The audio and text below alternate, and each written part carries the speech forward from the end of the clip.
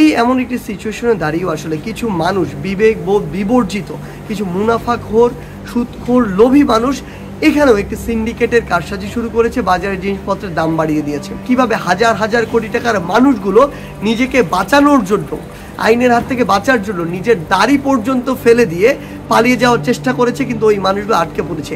এতটাই চুনকালি মুখে পড়েছে যে ওই মানুষগুলো আর কোনোদিন মুখ এই বাংলাদেশে বা বাংলাদেশের মানুষকে দেখাতে পারবে কিনা এর কোনো নিশ্চয়তা নেই। ফান্ড দেওয়ার জন্য কিংবা ত্রাণ দেওয়ার জন্য অনেক মানুষ রয়েছে, কিন্তু এগুলো সেখানে পৌঁছে দেওয়ার জন্য যে ওয়েটা সেটাতে আসলে ল্যাক রয়েছে।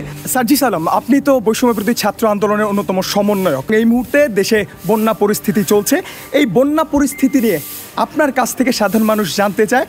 আমি বার্তা 24-এর মাধ্যমে আপনার সেই কথাগুলো পৌঁছে দিতে চাই। আমাদের জেলা বা উপজেলা পর্যায়গুলোতে কিন্তু প্রচুর টিম যাচ্ছে, কিন্তু এরপরে গ্রাম পর্যায়ে বা পাড়া পর্যায়ে কিংবা কয়েকটি বাড়ি যেখানে রয়েছে ওই প্রত্যন্ত জায়গাগুলোতে আসলে আমাদের টিমগুলো যেতে পারছে না।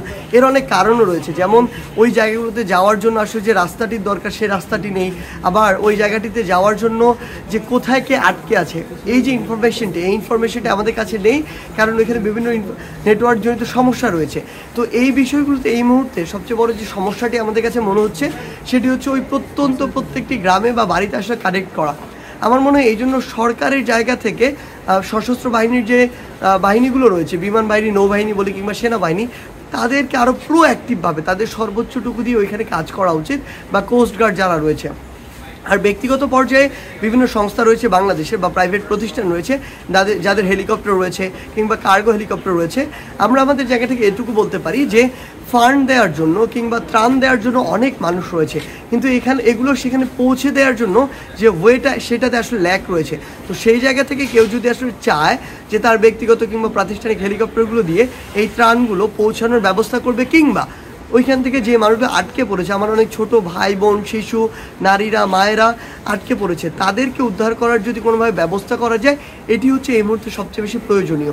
আর আরেকটি জায়গা শুধু বলি, এই এমন একটি সিচুয়েশনে দাঁড়িয়েও আসলে কিছু মানুষ বিবেকবোধ বিবর্জিত, কিছু মুনাফাখোর সুদখোর লোভী মানুষ এখানেও একটি সিন্ডিকেটের কারসাজি শুরু করেছে, বাজারের জিনিসপত্রের দাম বাড়িয়ে দিয়েছে। আমি তাদেরকে উদ্দেশ্য করে একটি কথাই বলতে চাই আসলে, যে আপনাদের চোখের সামনে এমন এখন অসংখ্য দৃষ্টান্ত রয়েছে, আপনাদের চোখের সামনে রয়েছে কিভাবে হাজার হাজার কোটি টাকার মানুষগুলো নিজেকে বাঁচানোর জন্য, আইনের হাত থেকে বাঁচার জন্য নিজের দাড়ি পর্যন্ত ফেলে দিয়ে পালিয়ে যাওয়ার চেষ্টা করেছে, কিন্তু ওই মানুষগুলো আটকে পড়েছে। এতটাই চুনকালি মুখে পড়েছে যে ওই মানুষগুলো আর কোনোদিন মুখ এই বাংলাদেশে বা বাংলাদেশের মানুষকে দেখাতে পারবে কিনা এর কোনো নিশ্চয়তা নেই। সেই জায়গা থেকে নিজের যদি ন্যূনতম ব্যক্তিত্ব বোধ থাকে, লজ্জাবোধ থাকে, কিংবা নৈতিকতার মিনিমাম কোনো পারিবারিক শিক্ষা থাকে, তাহলে এগুলো বাদ দিয়ে অন্তত দেশের এবং মানুষের এই সংকটকালীন সময়ে আপনারা দেশের এবং মানুষের পাশে দাঁড়ান। প্রয়োজন হলে আপনার লাভ তো দূরের কথা, আপনার যে কেনা দামটুকু সেটুকু রেখে, লাভটুকু এক পাশে রেখে কিছুদিনের জন্য মানুষের পাশে দাঁড়ানোর জন্য যেটুকু সাপোর্ট দিতে পারেন ব্যক্তিগত পর্যায় থেকে, প্রতিষ্ঠানের পর্যায় থেকে, সেটুকু দেওয়ার জন্য আমরা আমাদের জায়গা থেকে বিনীত আহ্বান জানাচ্ছি। বৈষম্যবিরোধী ছাত্র আন্দোলনের ব্যানারে সারা দেশের শিক্ষার্থীরা কাজ করছে, ত্রাণ সংগ্রহ কার্যক্রম চলছে, এবং এই কার্যক্রমে যে অভূতপূর্ব সাড়া পেয়েছেন, সাধারণ মানুষের উদ্দেশ্যে কি বলার থাকবে, আর কোন কোন জিনিসগুলো সাধারণ মানুষকে আহ্বান করতে চান? দেখুন, আমাদের জায়গা থেকে একটি কথা কি, এই বৈষম্য বিরোধী ছাত্র আন্দোলন যে প্ল্যাটফর্মটি রয়েছে, এই প্ল্যাটফর্মটি তার কাজের জায়গা থেকে সবসময় সৎ ছিল, এবং এই প্ল্যাটফর্মে কেউ কোনো অসৎ উদ্দেশ্য নিয়ে আসলে তার সেই উদ্দেশ্যগুলো হাসিল করতে পারেনি বলে বাংলাদেশের 16 বছরের যে ফ্যাসিস্ট শাসন সেটির পতন ঘটাতে পেরেছে এই বৈষম্য বিরোধী ছাত্র আন্দোলন, পুরো দেশের মানুষকে সাথে নিয়ে। পুরো দেশের মানুষের যে আস্থার জায়গাটি তরুণ প্রজন্মের প্রতি, সেটিও আসলে এখন তৈরি হয়েছে। সেই জায়গা থেকে মানুষ তাদের জায়গা থেকে যতটুকু সম্ভব, কাপড় দিয়ে হোক, ত্রাণ দিয়ে হোক, অর্থ দিয়ে হোক, তারা তাদের জায়গা থেকে সাপোর্টটি দিচ্ছে।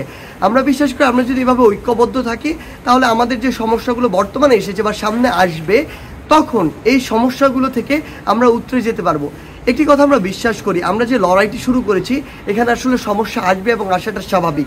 কারণ যারা ওই দুর্নীতিগ্রস্ত সিন্ডিকেট চালায় কিংবা এই যে মুনাফাগুলো ভোগ করে, তারা তো কখনো চাইবে না সিস্টেমগুলো ঠিক হোক, তারা অবশ্যই চাইবে সিস্টেমগুলো এইভাবে করাপ্টেড থাকুক। এই জন্য তারা কৃত্রিমভাবে বিভিন্ন দুর্যোগ সৃষ্টির চেষ্টা করবে।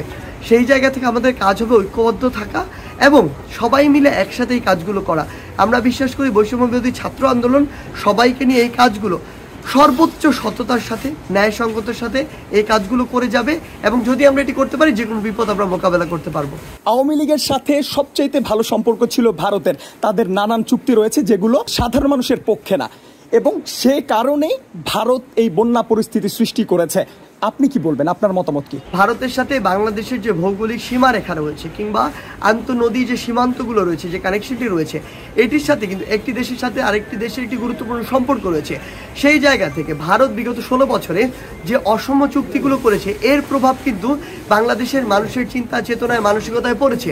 ভারত যদি মনে করে যে এই অসম চুক্তি করে আসলে ভারত এইখানে একটি ফায়দা নেওয়ার চেষ্টা করছে বা করবে, সেটি ভারতের ভুল ধারণা। কারণ লং টার্মে এটি ভারতের জন্য বা ভারত বাংলাদেশের সম্পর্কের জন্য অনেক বড় একটি সমস্যার কারণ। এবং বাংলাদেশের মানুষের মধ্যে যদি এই ভারত বিদ্বেষটি তৈরি হয়, তাহলে দিন শেষে এটি তো ভারতের জন্যই খারাপ। বরং আমরা বিশ্বাস করি এখানে একটি সমতার চুক্তি হওয়া প্রয়োজন। যেই চুক্তিগুলো অসম হওয়া ছিল, সেই চুক্তিগুলো উভয় দেশের একটি সম্পর্ক এমন একটি হওয়া উচিত যেখানে এই অসম চুক্তিগুলো সমতার একটি চুক্তিতে পরিণত হবে। এবং এই যে বিষয়গুলো, এই যে নদী থেকে যখন ইচ্ছা পানি ছেড়ে দিচ্ছে, আবার যখন ইচ্ছা আটকে দিচ্ছে, এই বিষয়গুলো ভারত সম্পর্কে যে বিরূপ ধারণা তৈরি করছে, দিন শেষে আন্তর্জাতিক মহলে কিংবা আমাদের পররাষ্ট্রনীতিতে এটি ভারতের জন্য ক্ষতিকর। সেই জায়গা থেকে পুরো বাংলাদেশের মানুষের পালস আপনার বুঝতে হবে। আপনার দেশের সাথে ইন্টারকানেক্টেড এভাবে একটি দেশের মানুষের পালস যদি আপনি না বুঝেন, অসম যদি কাজগুলো করেন, চুক্তিগুলো করেন, দিন শেষে এটি আপনার জন্যই, আপনার দেশের পররাষ্ট্র নীতির জন্য ক্ষতিকর। সেই জায়গা থেকে আমাদের স্পষ্ট বার্তা আসলে ভারতের প্রতি। বার্তাটি হচ্ছে যে যেহেতু আপনারা আমাদের প্রতিবেশী দেশ, এটি আপনারা আমাদের কতটুকু প্রতিবেশী, কতটুকু বন্ধু, এটি প্রমাণ দিতে হবে আপনাদের কাজের মাধ্যমে। আপনাদের কাজ, আপনাদের স্টেপই নির্ধারণ করবে আপনারা আমাদের বন্ধু না প্রতিবেশী না শত্রু।